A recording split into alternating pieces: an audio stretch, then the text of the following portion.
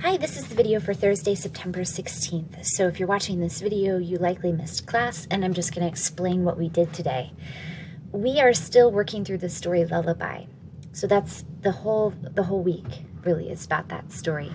The very first thing you're going to do is open up your big Google Doc and then add in the stem for today, which is Aya sings a lullaby.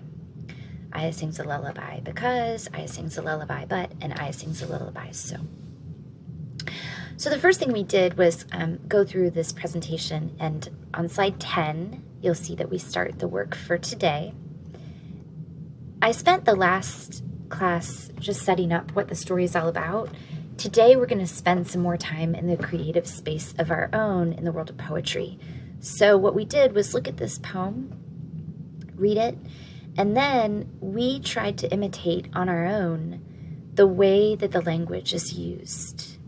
So I put my own stanza on the board, just kind of making it up, and challenged students in their notebooks to write their own poem, but with the style of Louise Erdrich. So we talked about the periods in the middle of the sentences. We talked about spaces.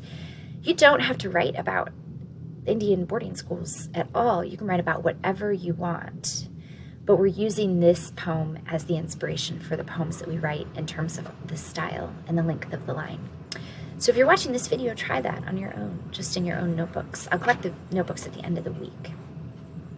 And then with that in mind, we went into our story and watched from minute 4:30 to 6:15 of this video. We started this video the other day so that we could understand a little bit better the boarding schools that were a big part of the early 20th century for American Indians.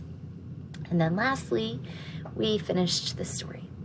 So if you're watching this video, hopefully you still have your paper packet, and if you don't, it is here, easily accessible, and linked number 3 on the agenda.